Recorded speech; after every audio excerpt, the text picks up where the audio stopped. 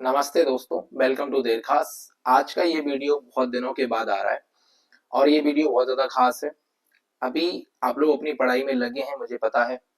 सिर्फ 2 महीने हमारे 12th एग्रीकल्चर के बोर्ड एग्जाम्स के लिए रह गए हैं और आप लोग बहुत ज़्यादा मेहनत इन एग्जाम्स के लिए कर रहे हैं।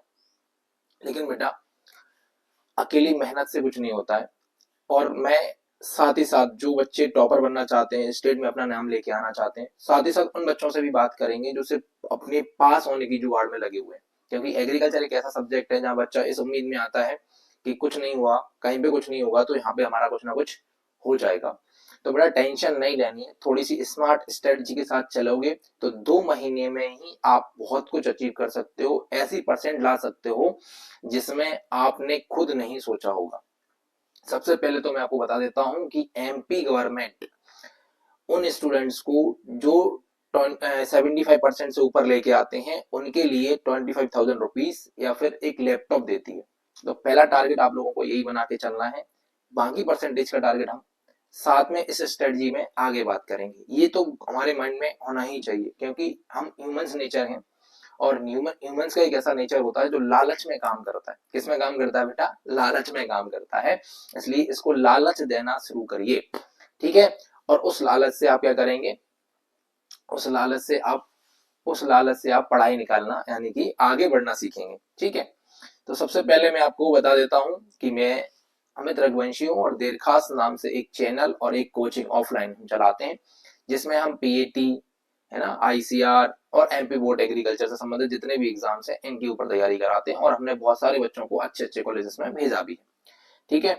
तो अब हम आज का वीडियो स्टार्ट करते हैं। ये वीडियो हमारा टोटली 12th क्लास, चाहे वो हिंदी मीडियम का स्टूडेंट हो चाहे वो इंग्लिश मीडियम का स्टूडेंट हो, दोनों ही टाइप के स्टूडेंट्स के लिए अति इंपॉर्टेंट होने वाला है, बहुत ही महत्वपूर्ण होने वाला है। अगर आप इस स्ट्रेटजी के साथ चलेंगे तो मैं गारंटी दे रहा हूं आप लोग बहुत अच्छा करेंगे, ठीक है।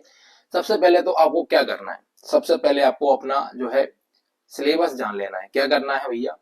हिंदी मीडियम के जो स्टूडेंट हैं उनको अपना पाठ्यक्रम और इंग्लिश मीडियम के जो स्टूडेंट हैं उनको अपना सिलेबस जान लेना है। आपको सिलेबस जानने की वैसे मुझे लगता है कि अब जरूरत नहीं रही होगी, लेकिन मेरा फर्ज है बताना। क्योंकि अगर हम बात करें क्रॉप प्रोडक्शन, इसमें 20 चैप्टर्स हैं और एनिमल हस्बेंड्री जो है इसमें भी 20 चैप्टर्स हैं। इसके अलावा अगर आप बात कर रहे हो तो एक आपका सबसे टफ सब्जेक्ट जो आप मानते हैं उसका नाम है पीसीएमबी। इसमें भी 20 चैप्टर्स हैं। तीनों ही सब्जेक्ट में 20 चैप्टर्स आते हैं और यानी कि आपके पास टोटल 60 चैप्टर यहाँ होते हैं और 2 सब्जेक्ट आपके पास अलग से हैं। उसका नाम है, एक का नाम हिंदी है और दूसरे का नाम जो है वो है इंग्लिश, ठीक है। ये 2 सब्जेक्ट और आपके पास है, ऐसे करके आपके पास टोटल 5 सब्जेक्ट हैं। तो आपको ये जानना है कि आप सबसे पहले कि आपको कौन से सिलेबस में किस तरीके से काम करना है, यानी कि आपको ब्लूप्रिंट पे भी काम करना है। किस पे काम करना है? ब्लूप्रिंट पे काम करना है। हमने पहले ही तीनों सब्जेक्ट की, क्रॉप, एनिमल और पीसीएमबी, उनके ब्लूप्रिंट की वीडियो जब ब्लूप्रिंट रिलीज हुआ था उसी टाइम पे डाल दी थी। बहुत सारे बच्चों ने वीडियो देखा है, बहुत सारे बच्चों ने भी वीडियो नहीं देखा है तो जाके देख लो। आपको वो वीडियो मिल जाएंगे लिस्ट के अंदर, आप लोग चेक करिए, देखिए कौन सा सब्जेक्ट, कौन सा चैप्टर कितने नंबर का आ रहा है, उसमें अच्छे तरीके से बताया गया है, ठीक है। अब हम बात करते हैं कि ब्लूप्रिंट देखने के बाद क्या करें। तो ब्लूप्रिंट देखने के बाद आपको सबसे पहले हाई वेटेज चैप्टर्स पे फोकस करना है। क्या करना है? इन तीनों का आपने ब्लूप्रिंट देख लिया। अब ब्लूप्रिंट देखने के बाद आप क्या करेंगे? जो हाई वेटेज है, जैसे 4 नंबर का चैप्टर कौन सा आ रहा है, 5 नंबर का क्वेश्चन चैप्टर कौन सा आ रहा है, वो जो हाई वेटेज चैप्टर्स हैं उन पे फोकस करना है। सबसे पहले अगर आपने उन पे फोकस कर लिया तो आप ये मानिए कि ऐसे करके आप पहले अपने पास होने की जो जुगाड़ है वो बनाएंगे। साथ ही आपका, अगर आपने ये कर ली कि हाँ यार ज्यादा ज्यादा नंबर के तो मेरे हो ही गए, तो उससे आपका कॉन्फिडेंस भी बिल्ड हो जाएगा और आप जो छोटे नंबर, कम नंबर के चैप्टर आते हैं जिसमें पढ़ने में मन नहीं लग रहा कि यार 2 नंबर का आ रहा है, 3 नंबर का आ रहा है, उनको भी मन लगेगा कि हाँ यार परसेंट बनानी है तो इन पे भी काम करना पड़ेगा, ठीक है। तो ऐसे करके क्या हो जाएगा, आपका बहुत सारा सिलेबस कवर हो जाएगा धीरे धीरे करके, एक साथ नहीं होता है, ठीक है। नेक्स्ट आगे चलते हैं भैया। अब देखिए जरा, सबसे पहले अब आप जैसे ही आप ये निकाल लेंगे हाई वेटेज, उसके बाद आप इंपोर्टेंट चैप्टर्स निकालेंगे। क्या करेंगे? इंपोर्टेंट चैप्टर्स निकालेंगे। जैसे कि देखो, आसान हो और महत्वपूर्ण हो। आसान और महत्वपूर्ण हो, हमारे लिए महत्वपूर्ण कौन है?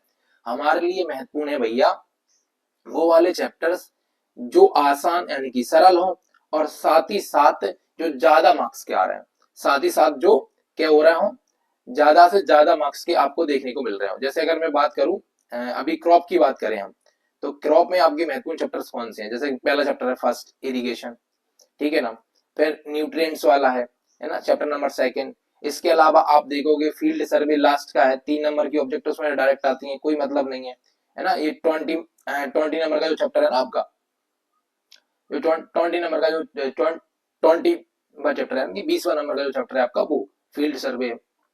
ऐसे ऐसे चैप्टर हैं जो फ्री में नंबर दे रहे हैं आपको, फ्री में नंबर दे रहे हैं। इसके अलावा आप देखोगे तो सबसे इंपॉर्टेंट अगर मैं बात करूं क्रॉप के अंदर, तो आपको क्रॉप कल्टीवेशन फर्स्ट और सेकंड दोनों देख लेना है। इसके अलावा वेजिटेबल कल्टीवेशन आपको देख लेना है। इसके अलावा फ्रूट कल्टीवेशन आपको देख लेना है, क्योंकि ये सब चैप्टर्स कैसे हैं, अति महत्वपूर्ण है। तो अभी देखो मैंने आपके सामने 6 से देखो 6 ये हुआ है, 7 8 9 चैप्टर आपके सामने लिख दिए। आधा सिलेबस तो आपका हो ही गया, आधा सिलेबस तो आपका हो ही गया। इसके अलावा आप देखोगे फूड प्रिजर्वेशन टेक्नोलॉजी, है ना, फ्रूट जो है फ्रूट प्रिजर्वेशन टेक्नोलॉजी बहुत आसान है, 4-5 नंबर का आता है, ठीक है। तो आप ब्लूप्रिंट चेक करिए, उसके बाद इंपोर्टेंट और आसान चैप्टर्स को पढ़िए, बहुत आसान है, आराम से हो जाएगा। अभी हम इन चैप्टर्स की वीडियो भी आप लोगों के लिए लेके आएंगे, टेंशन मत लो आप, है ना। बस अभी आपको अपनी मेहनत पे काम, खुद से सेल्फ से काम करना चालू करना है। अब जैसे हम बात करें एनिमल की, देखो एनिमल की अगर हम बात करें तो एनिमल जो हस्बेंड्री है उसमें सिर्फ 4 ही चैप्टर है। कितने चैप्टर हैं? 4 चैप्टर है, लेकिन वो चैप्टर्स बाद में बांट दिए गए। जैसे एक है तो पूरे का पूरा आपको डेयरी मिलेगा, जिसके 5 चैप्टर देखने को मिलेंगे। एक देखने को मिलेगा आपको पोल्ट्री, पोल्ट्री के भी 5 चैप्टर्स आपको देखने को मिलेंगे, ठीक है ना। एक आपको देखने का मिलेगा जो है इसके अलावा एनिमल का, है ना, एनिमल का, जिसमें आप गॉड फार्मिंग, सीप फार्मिंग ये देख लेंगे, ठीक है। ऐसे करके आप आराम से, एनिमल तो सबसे सरल सब्जेक्ट है, एनिमल में थोड़ी सी मेहनत करनी है और आपका पूरा काम बन जाएगा, बहुत आसान है और आराम से आपका काम बन जाता है। अब हम बात करते हैं पीसीएमबी, क्योंकि भैया पीसीएमबी जो है वो सबके लिए बहुत ज्यादा डिफिकल्ट बना हुआ है। लेकिन मैं ऐसा मानता हूं कि भैया अगर आपने पीसीएमबी में थोड़ा सा फोकस कर लिया तो फ्री के नंबर आपको पीसीएमबी देगा। थोड़ी सी मेहनत करनी है इसमें, आप सबसे ज्यादा फोकस करिए बायो पे। किस पे काम करिए? बायो पे। और उसके बाद आप काम करिए इसमें केमिस्ट्री पे, इस पे काम करिए केमिस्ट्री पे, क्योंकि बायोलॉजी जो है ना वो आपकी 18+ की आती है, और केमिस्ट्री भी जो है आपकी वो 18 के आसपास आती है। मैथ्स और वो थोड़े कम कम के आते हैं, है ना। तो यहाँ आपका बढ़िया काम बन जाएगा। और मैथ्स में इंपॉर्टेंट सवाल बनाइए, सिर्फ इंपॉर्टेंट सवाल बनाइए, क्योंकि मैथ्स आपका लोगों का कमजोर होता है, मुझे पता है। तो आप इंपॉर्टेंट सवाल अगर बनाएंगे, इंपॉर्टेंट ही क्वेश्चन बनाएंगे तो भी आपका काम चल जाएगा। हम आपको यहाँ पे इंपॉर्टेंट क्वेश्चन दे देंगे, हर चैप्टर के दूंगा मैं इंपॉर्टेंट चैप्टर क्वेश्चन, लेकिन आप फिर भी समझिए कि आप लोग इन पे मेहनत करिए। बायोलॉजी आसान है, आराम से बन जाती है। केमिस्ट्री बहुत आसान है, आराम से बन जाती है, कोई प्रॉब्लम इसमें क्रिएट नहीं होगी, ठीक है। तो आपको ये समझ में आ गया कि इंपोर्टेंट चैप्टर्स कैसे निकाले जाते हैं, जो ज्यादा वेटेज के आ रहे हैं और आसानी से याद हो जाते हैं, सबसे पहले उन पे काम किया जाता है, वो हमारे लिए इंपोर्टेंट होते हैं। नेक्स्ट, आप यहाँ पे चैप्टर्स की प्रायोरिटी सेट करिए, यानी कि अध्ययनों की प्राथमिकता सेट करिए। तो मैं पहले बता चुका हूँ, फिर से बता देता हूँ कि आप कौन से चैप्टर को सबसे पहले याद करना चाहेंगे। तो जो इजी हो और हाई मार्क्स का हो, कैसा हो, इजी हो और हाई मार्क्स का हो, वो हमारे लिए सबसे ज्यादा इंपॉर्टेंट होता है। ये क्या होते हैं? ये होते हैं वेरी इंपॉर्टेंट चैप्टर्स। इस पे लगाते हैं अपन 5 स्टार। क्या लगाते हैं इन पे अपन? 5 स्टार। बात चमक रही है ना कि भैया जो सबसे ज्यादा इजी है और हाई वेटेज का भी है, 4 मार्क्स का आ रहा है, 5 मार्क्स का आ रहा है, आसानी से काम भी बन जा रहा है, तो ऐसे चैप्टर्स हमारी प्रायोरिटी में होने चाहिए। सबसे पहले आपको इनको याद करना है। अब इनको याद करने से क्या होगा? इनको याद करने से होगा कि हमारा कॉन्फिडेंस बिल्ड हो जाएगा, क्योंकि भैया हमने यार 50% सिलेबस कंप्लीट कर लिया, हमने 60% सिलेबस कंप्लीट कर लिया, तो आगे का सिलेबस जो है वो आसानी से करने में मजा आता है, ठीक है। जब सिलेबस कुछ कवर हो जाता है उसके बाद करने में फिर और मजा आता है। इसके अलावा सेकंड हम प्रायोरिटीज किसको देंगे? कॉन्सेप्ट बेस्ड जो चैप्टर्स हैं हम उनको देंगे ना। सेकंड हम किसको देंगे? सेकंड हम देंगे जो कॉन्सेप्ट बेस्ड है उनको, ठीक है। और थर्ड हम देंगे जो लो वेटेज है और डिफिकल्ट है। एक तो वो लो वेटेज है ना, कम मार्क्स के भी आ रहे हैं, उसके अलावा डिफिकल्ट भी है। तो ऐसे टॉपिक्स को हम लास्ट में देखेंगे। लास्ट मतलब जब हमारा ये काम बन जाएगा, ठीक है। सबसे पहले आपको अभी अभी यहां से जाने के बाद क्या करना है, इस वीडियो के बाद आपको क्या करना है, अभी वीडियो पूरा देखना है। वीडियो देखने के बाद आपको देखनी है ब्लूप्रिंट वाली वीडियोस तीनों सब्जेक्ट की, और उससे निकालने हैं आपको हाई मार्क्स चैप्टर्स। कौन से निकालने हैं? High marks chapter. और उनमें जो आपको इजी लगता है पहले उनको याद करना शुरू कर दीजिए।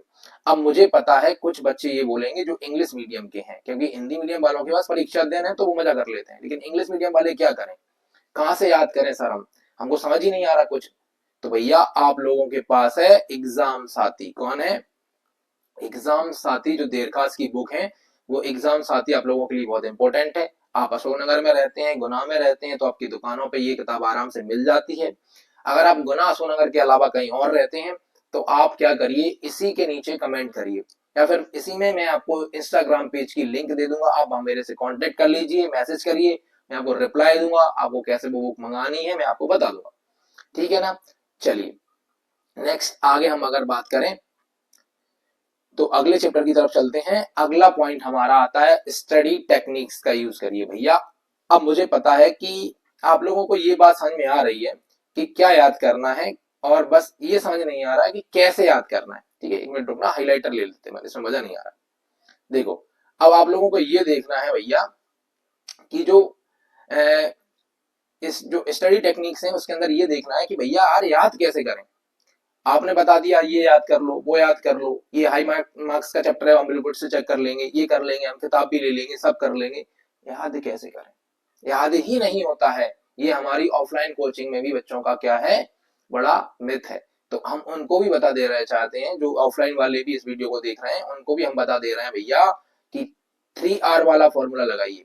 3R वाला फॉर्मूला मतलब 3R फॉर्मूला क्या बोलता है, तो पहले रीड करो, याद नहीं करो, रीड करो, और उसको बाहर से रिवाइज करो, वापस से रिकॉल करो, रीड करो, रिवाइज करो, रिकॉल करो। मतलब भैया आपने एक चैप्टर उठाया, याद करने के मन से नहीं उठाया, आपने उसको सिर्फ क्या किया, रीड करना है। मेरे को रीड करना है कि भैया इस चैप्टर के अंदर क्या है, क्वेश्चंस रीड करने। फिर तो चैप्टर छोड़िए, क्वेश्चंस रीड करना चालू करिए।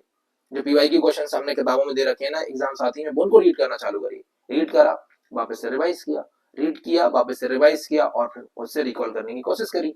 अगर आप थोड़े से मेहनती हैं तो उसको लिख के देख लो, काम बन जाएगा। सबसे बढ़िया टेक्निक है ये। 3R का फॉर्मूला लगाइए, रिवाइज, रीड, रिवाइज और रिकॉल। ठीक है, उसके बाद मेक शॉर्ट नोट्स।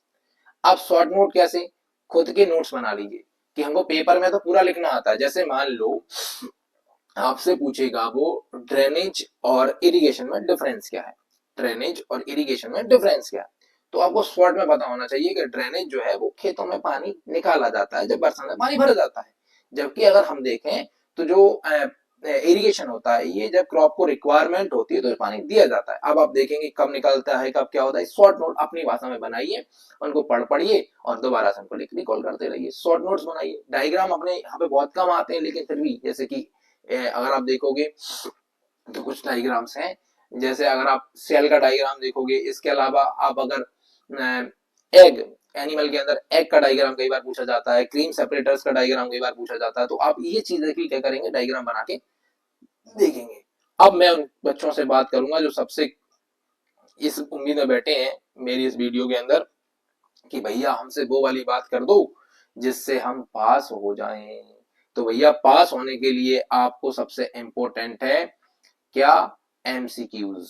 क्या है, एमसीक्यूज, यानी कि objective type questions. Objective questions, क्योंकि भैया पास होने के लिए ये बहुत हैं, ये आते हैं 28 मार्क्स के, और पास हो जाता है बंदा 24 मार्क्स में। समझ रहे हो बात को? तो अगर आपने ऑब्जेक्टिव सही कर दिए, 4-6 क्वेश्चन सही कर दिए, तो 60% प्लस आपकी चली गई। ये एग्रीकल्चर का फायदा है, ये एग्रीकल्चर का फायदा है। एग्रीकल्चर सरल सब्जेक्ट नहीं है। एग्रीकल्चर क्या है, एग्जाम आता है 70 मार्क्स का, 28 मार्क्स के आते हैं ऑब्जेक्टिव। अगर आप 20 ऑब्जेक्टिव भी सही कर देते हैं और आपने तो 4-6 क्वेश्चन आपने शॉर्ट एक लॉन्ग बना दिया, तो आपका काम बन जाता है और आपकी परसेंट दिखती है 60 से ऊपर। ठीक है, तो ये फायदा है आपका किसका, एग्रीकल्चर का। ठीक है, अब ऑब्जेक्टिव कहां से याद करने, तो एग्जाम साथी बुक में पीवाईक्यू क्वेश्चंस के साथ साथ इतने ऑब्जेक्टिव क्वेश्चन दिए गए हैं जो इस साल आने के लिए एनफ है। आपने अगर बुक कर लिया, साथ में थ्योरी पढ़ ली, तो आपके ऑब्जेक्टिव खराब नहीं जाएंगे। परसेंटेज वाले बच्चे भी ध्यान रख लें, जिनको अच्छी परसेंट बनानी है उनकी ऑब्जेक्टिव 28 में से 27 से कम नहीं आने चाहिए, क्योंकि अगर आपके 20, ये एक ऐसा है जहां पे कोई नंबर काट नहीं सकता आपका। 28 अगर आपने सही किए तो 28 के 8 मार्क्स आप कौन लेंगे, जबकि थ्योरी मार्क्स में ऐसा नहीं होता। अगर 4 मार्क्स का क्वेश्चन है तो हो सकता है उसमें 3 मिले, 3 मार्क्स का उसमें हो सकता है 2 मिले, 2 मार्क्स का उसमें हो सकता है 1 मिले, लेकिन ऑब्जेक्टिव में ऐसा नहीं होता, एक मतलब एक। ठीक है, तो इस पे बहुत अच्छे से मेहनत करिए और ये 28 मार्क्स आपके लिए बहुत जरूरी है भाई साहब, बहुत जरूरी है। ठीक है, अब आइए, अब आपको क्या करना है भैया, इसके अलावा आपको डेली 1 आवर तो अपने एक सब्जेक्ट को देना है। मैं एक नहीं कह रहा हूं कि एक ही घंटा पढ़ना है सारा दिन में, नहीं भैया। अब दो लह दे के 60 दिन बच रहे हैं प्रभु। अगर आप अब ये सब बोलेंगे कि 1 घंटा पढ़ लेंगे सर हम एक दिन में, तो ऐसा पॉसिबल नहीं है। दिन में मिनिमम 1 घंटा पढ़ना है एक सब्जेक्ट को। मतलब अगर आप क्रॉप पढ़ रहे हैं तो 1 घंटा क्रॉप को दें, पीसीएमई को 1 घंटा दें, एनिमल को 1 घंटा दें। ऐसा नहीं है प्रभु कि आप बोलें कि हम तो 1 घंटे में तीनों सब्जेक्ट पढ़ लेंगे। मुझे पता है आप एग्रीकल्चर वाले हैं, आप ब्रांड एग्रीकल्चर वाले हैं, लेकिन भैया इतना दिमाग भी आपको भगवान ने नहीं दिया है कि आप ऐसे पढ़ पाए। तो एक एक घंटे मतलब अब पढ़ना चालू करना पड़ेगा, कुल मिला के बात ये। उसके अलावा यूज आपको करने हैं प्रीवियस ईयर क्वेश्चन पेपर। अब ये आप लोगों के लिए बड़ी समस्या है। जिन बच्चों के पास एग्जाम साथी या परीक्षा अध्ययन बुक नहीं है, वो इंटरनेट से ही एग्जाम उठा लें, और जिनके पास परीक्षा अध्ययन और एग्जाम साथी है उनको जरूरत नहीं है, क्योंकि हर क्वेश्चन के पीछे डेट लिखी, ठीक है ना, तो वहां से आपका काम चल जाएगा। चलिए आइए आगे अगली स्लाइड पे चलते हैं। एग्जाम ओरिएंटेड प्रिपरेशन, परीक्षा केंद्रित तैयारी करिए। एग्जाम ओरिएंटेड प्रिपरेशन का मतलब ही है कि पेपर में क्या पूछा जाता है और हमको क्या पढ़ना है, तो ये पता चलेगा। हम इसी पे बात करे आ रहे हैं पिछली बार से, लेकिन फिर भी मैंने ये स्लाइड डाली है क्योंकि आप लोगों को ये देखना है कि एग्जाम ओरिएंटेड पढ़ाई में ये देखना है कि परसेंटेज ज्यादा से ज्यादा बने। अब आपको नॉलेज के पीछे नहीं भागना है, अब आपको भागना है परसेंटेज के पीछे। परसेंटेज बनाओ, परसेंटेज बनाओ, परसेंटेज बनाओ, क्योंकि भैया लास्ट में परसेंटेज ही देखी जाती है। समाज हमारा ऐसा है, क्या करें। ठीक है, तो सबसे पहले आपको वही जो हम पहले बोल चुके हैं वही करना है। मॉडल पेपर सॉल्व करिए। नहीं है आपके पास परीक्षा अध्ययन है, आपके पास एग्जाम साथी है, हिंदी मीडियम वालों का परीक्षा अध्ययन है, इंग्लिश मीडियम वालों के पास एग्जाम साथी है, लगा दो, रगड़ के फेंक दो उसको, कुछ बाहर नहीं जाएगा, गारंटी है। उसके बाद देखो, एग्जाम साथी की तो गारंटी है, वो मेरी बुक है, ठीक है ना, मैंने खुद बनाई है, आपको पता है ना। Right answer, right answer with diagrams. Diagrams में जो आंसर अगर आप पूछे जाते हैं, मेरे कहते हैं कम पूछे जाएंगे, एक आधी क्वेश्चन ऐसा आता है, तो उसको देख लेना है। इसके अलावा यूज कीवर्ड्स एंड पॉइंट। अब मैंने देखा है एग्रीकल्चर में क्रॉप में बहुत सारे बच्चे क्वेश्चन बना के लिख के आते हैं। मेरे खुद के बच्चों के मैं टेस्ट एनालिसिस करता हूं, तो मैं देखता हूं उनको, हमेशा मैं डांटता हूं कि प्रभु आप क्वेश्चन को बना बना के उसमें 10 पॉइंट लेके आए, उससे कुछ मतलब नहीं है। जो पॉइंट उसके लिए काम का था वो कीवर्ड तो आपने उसमें डाला ही नहीं है, वो जरूरी है। तो कीवर्ड्स डालना बहुत जरूरी होता है, उनके बिना आपको मार्क्स नहीं मिलते, ठीक है ना, पूरे पूरे मार्क्स नहीं मिलते हैं। Manage time properly. देखो भैया, मैं हमेशा बोलता हूं 2 सब्जेक्ट आपके पास है, हिंदी और इंग्लिश, इनके बिना आपकी परसेंटेज पॉसिबल नहीं है। अगर आपने इन पे काम नहीं किया तो प्रभु आपकी परसेंटेज धरी की धरी रह जाएगी। पिछली बार हमारे यहाँ जो लड़का था जो पीएटी में 115 मार्क्स लेके आया था और उसको बढ़िया कॉलेज मिल रहा था, ठीक है। अब मुझे बताओ, उस बंदे ने 76% अकेली बना पाई। कारण क्या था, उसके तीनों सब्जेक्ट बढ़िया थे, लेकिन बंदे की हिंदी और इंग्लिश गड़बड़ थी। बहुत कम मार्क्स आए, परसेंटेज धरी की धरी रह गई। इसमें 80-80 नंबर आ रहे हैं, 80-80 सुपर नंबर आ रहे हैं, उनमें नंबर आ रहे हैं 45, इसमें नंबर आ रहे हैं 55, परसेंटेज पूरी खा गए, काम खत्म हो गया। ठीक है, तो परसेंटेज दिखेगी 5 सब्जेक्ट से। अब टाइम मैनेजमेंट मैंने यहाँ पे हिंदी इंग्लिश के साथ क्यों बोला है, क्योंकि हिंदी का पेपर बड़ा आता है, 80 मार्क्स का है, लिखने के लिए बहुत कुछ है, टाइम नहीं बचता है। तो अभी से प्रैक्टिस करिए, टाइम मैनेज करिए, नहीं तो भैया आप इस 70 नंबर के चक्कर में उसको गड़बड़ कर लेंगे। क्योंकि ये पेपर छोटा आता है, कम चीजें लिखी जाती हैं। पीसीएमई हो, क्रॉप हो, एनिमल हो, पॉइंट पॉइंट वाइज आती हैं चीजें, पॉइंट वाइज ही चीजें आती हैं हमारे एग्रीकल्चर में, उसमें पॉइंट वाइज चीजें नहीं आती। गड़बड़ ये है, आई बात समझ में, इसलिए आप लोग ध्यान रखें थोड़ा, और टाइम को अभी से क्या करें, मैनेज करें। चलिए भाई साहब नेक्स्ट स्लाइड पे चलते हैं। यहाँ पे मैंने एक चीज डाली है, लास्ट 15 डेज स्ट्रेटजी। मुझे पता है लास्ट में दोबारा से वीडियो बनानी पड़ेगी, तुम लोग भूल जाओगे, फिर भी मैं बता रहा हूँ कि भैया आपको नोट्स अभी से उस हिसाब से बनाने जिससे आप लास्ट 15 दिन में उनको जल्दी से रिवाइज कर पाए, है ना। और जो है लास्ट में आपको न्यू टॉपिक अवॉइड करने हैं, इसलिए अभी आप न्यू टॉपिक को जितना कवर कर सकते हैं करें। मतलब आपको 20 20 20 20 का जो आपका chapter wise subject wise chapters हैं उनको सबको अभी रगड़ देना है, फिर हमारे पास टाइम नहीं मिलेगा कि लास्ट में करूंगा लास्ट में कुछ नहीं कर पाते।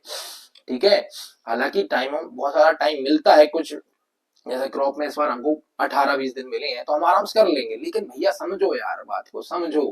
ठीक है, focus on diagrams, one word answer, one word answer. आप लोगों को डायग्राम से ज्यादा फोकस करना है, जो एक एक नंबर वाले क्वेश्चंस आते हैं ना उनके अंदर, ये हाईलाइट कर देता हूं मैं, समझो इस बात को भैया, अति महत्वपूर्ण चीज है ये।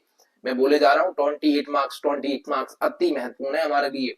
इसके अलावा मॉक टेस्ट, आपकी कोचिंग जहां भी आप जा रहे हैं वहां मॉक टेस्ट लगाना चालू कर दो, वहां नहीं लगा पा रहे हैं तो टेस्ट अपने खुद से देना चालू कर दो, पुराने पेपर के टेस्ट उठा के दो, पुराने पेपर लगाओ, जितने क्वेश्चन लगा सकते हो। नहीं, सबसे बढ़िया काम है एक चैप्टर याद करो, उसके 5 क्वेश्चन लिखो, उनके टेस्ट लगाओ, सबसे बढ़िया होता है और इसमें सबसे ज्यादा फायदा मिलता है। ठीक है, next, common mistake to avoid. भाई साहब ये स्लाइड मेरी फेवरेट है, इसको ध्यान से सुन जाओ, काम बन जाएगा, इसको अति ध्यान से सुन जाओ। सबसे पहले तो कभी अगर डायग्राम आ जाए ना तो एग्रीकल्चर वाले क्या करते हैं भैया, डायग्राम को इनकम्प्लीट छोड़ देते हैं, वो नहीं करना है, डायग्राम को इनकम्प्लीट कभी भी नहीं छोड़ना है। इग्नोर स्पेलिंग्स और साइंटिफिक नेम्स। भैया मुझे पता है कि प्रभु आप लोग क्या करते हैं, साइंटिफिक नेम आप लोगों को याद है, आपको याद है कि मैंगो की फैमिली एनाकार्डेसी है, मैंगो का नाम बॉटनिकल नेम जो है मैग्नीफेरा इंडिका है। अभी मैं किसी से पूछ लूंगा कि भैया इसकी स्पेलिंग क्या है, तो आप लोग धरे के धरे रह जाएंगे। नाम बोल के आओगे क्या वहां पे कोई रिकॉर्डर आता है जो आप बोल दोगे, उसमें क्या करना पड़ेगा, करना पड़ेंगी, क्या करनी पड़ेंगी, स्पेलिंग से याद करनी पड़ेंगी। हमारे यहाँ एक स्टूडेंट है, मैं उसका नाम यहाँ पे नहीं लूंगा, वो देख रहा होगा वीडियो तो चिढ़ जाएगा। भाई साहब बहुत पढ़ता है, सब याद रहता है, स्पेलिंग पूरी गलती रहती है, उसको नाम मार्क्स ही नहीं आते, टेस्ट लेते हैं उसमें मार्क्स ही नहीं आते, पास ही नहीं हो पाता। कारण क्या है, क्योंकि स्पेलिंग मिस्टेक है। तो नाम अकेले याद करने से कुछ नहीं होगा, स्पेलिंग को इग्नोर नहीं करना है, स्पेलिंग्स को बहुत ध्यान रखना है, क्योंकि भैया बॉटनिकल नेम की स्पेलिंग अच्छे को याद नहीं होती है। मैथ वाला हो, बायोलॉजी वाला हो, धरा रह जाता तुम्हारे आगे। जब साइंटिफिक नेम्स की बात आती है, जब बॉटनिकल नेम की बात आती है, ठीक है ना, तो याद रखो इनको। इसके अलावा आपको फालतू के आंसर लंबे लंबे नहीं लिखने। कहा मतलब है भैया, कहा मतलब है, पूछ रहा है उसमें एनी 4-5 पॉइंट्स, उसमें लिख रहा है कि right the 4 points this topic, तो आपको 4 की बजाय 5 लिखना है, 6 लिखना है। भाई साहब लिखे जा रहे हैं 15, 18, गलत। 2 ज्यादा लिख दो चलेगा, 3 ज्यादा लिख दो चलेगा। आंसर देता है सामने वाला तो उसको लगता है कि भैया ये बच्चे को लग रहा होगा एक आध गलत हो जाएगा, इसलिए उसने 2-3 ज्यादा लिख दी। आप लिख रहे हो 15-20, ऐसे कर देते हैं पेन टीचर्स, काम खत्म। ठीक है, इसके अलावा अति जरूरी है कि नीट लिखा जाए, पॉइंट वाइज लिखा जाए, अति जरूरी है कि आंसर को क्लियर लिखा जाए। मैं हमेशा बोलता हूं कॉपी में क्या लिख रहे हो उससे ज्यादा इंपॉर्टेंट है कैसे लिख रहे हो, क्योंकि जो आप लिख रहे हो वो 5 और बच्चे लिख रहे हैं, लेकिन आपकी और उसकी परसेंटेज में फर्क रहेगा, क्योंकि आप उसको क्लियर बिल्कुल पॉइंट वाइज और काम की बात उसमें लिख रहे हो, उसमें जो कीवर्ड है वो ऐड कर रहे हो, और बंदा नहीं कर रहा, इसलिए उसकी परसेंटेज रह जाएगी। आप लोगों ने कई बार देखा होगा कि हमने क्वेश्चन किया, उसने भी क्वेश्चन किया, हमने भी पूरे क्वेश्चन किए, उसने भी पूरे क्वेश्चन किए, लेकिन हमारे मार्क्स कम आए, सामने वाले के ज्यादा आए। लिखने का तरीका, रिटन एग्जाम्स में लिखने का तरीका बहुत इंपॉर्टेंट होता है, इसलिए क्या लिख रहे हो उससे ज्यादा जरूरी है कैसे लिख रहे हो। और लास्ट में आपको हम कुछ टिप्स देना चाहेंगे, हम आपके बड़े भाई हैं, आपके एक टीचर के नाते ये टिप्स देंगे, इनको अगर आप मान लेते हैं तो भाई साहब आप कितने ही उद्यमी हो, आप कितने ही नाकारा हो, लेकिन आप अगर थोड़ी सी मेहनत और इन बातों को मान के चलेंगे तो आपका काम बन जाएगा। जो हमने अभी सुझाव दिए हैं उन पर थोड़ा फोकस रखिए, और खुद के ऊपर भैया क्या रखिए, बिलीव रखिए, आत्मविश्वास रखिए भैया, आत्मविश्वास रखिए, क्योंकि आत्मविश्वास बहुत जरूरी होता है। ठीक है, इसके अलावा आप क्या करेंगे, जो आपका पढ़ने का तरीका है, आप 5 घंटे पढ़ते हैं, 6 घंटे पढ़ते हैं, वो मैटर नहीं करता है, आप डेली पढ़ते हैं कि नहीं पढ़ते हैं ये मैटर करता है। इसलिए कंसिस्टेंसी जो है वो अति इंपॉर्टेंट है। कंसिस्टेंसी क्या करती है, मैटर करती है भाई, कंसिस्टेंसी मैटर करती है। इसके अलावा take small breaks stay positive, छोटे छोटे ब्रेक लीजिए, छोटा सा क्या करिए, पॉजिटिव रहिए, आत्मविश्वास बना के रखिए, डेली पढ़िए। आप 3 घंटे नहीं पढ़ पा रहे हैं, 2 घंटे पढ़िए प्रभु। आप 5 घंटे नहीं पढ़ पा रहे हैं, 2 घंटे पढ़िए प्रभु, लेकिन डेली पढ़िए। ठीक है। इसके अलावा आपको करना है हार्ड वर्क, उसके साथ करनी है स्मार्ट प्लानिंग, जो कि अपन ने कर ली है आज स्मार्ट प्लानिंग। आपने इसको फोकस में कर लिया, दोबारा वीडियो देखिए, 2 बार देखिए, 3 बार देखिए, 4 बार देखिए, और उसके बाद देखिए भैया कि आपको सक्सेस मिलती है कि नहीं मिलती है। आपको मजा आ जाएगा, सक्सेस आपको मिलेगी ही मिलेगी। ठीक है। ये सब करना है। जिनको एग्जाम साथी की बुक चाहिए, भाई साहब हमारे इंस्टाग्राम पेज पे आके, हमें देर खास के नाम से इंस्टाग्राम पेज है, देर खास के नाम से इंस्टाग्राम पेज है, वहां पे मैसेज करिए प्रभु। हम आपको बताएंगे कि आपको कैसे वो बुक ऑर्डर करनी है। अगर आप अशोक नगर में हैं तो 2 बुक फेमस है, सुनील बुक स्टोर से बड़े बुक स्टोर जाके ले आइए। अगर आप गुनाह में है, पारस है, second new and second hand है, कितनी बुक्स हैं की स्टोर्स हैं, वहां पे 3-4 दुकानों पे आ सबका मिलता है, वहां से ले आइए। ठीक है। लेना स्टार्ट करिए, पढ़ना स्टार्ट करिए भाई साहब, सबसे पहले तो पढ़ना स्टार्ट करिए, आपका काम बन जाएगा। और दूसरी बात, आपके जितने भी दोस्त हैं उनको वीडियो शेयर करिए, और हमको सपोर्ट करने के लिए चैनल को सब्सक्राइब करिए। आपकी फीड में हम बार बार आते रहें, दूसरे लोगों तक हम बार बार पहुंचते रहें, उसके लिए इस वीडियो के नीचे कमेंट करिए, और क्या करिए, लाइक करिए वीडियो को, जिससे एल्गोरिदम को ये पता चले कि भैया एग्रीकल्चर में भी अब बड़ा चैनल आने वाला है। ठीक है। Thank you.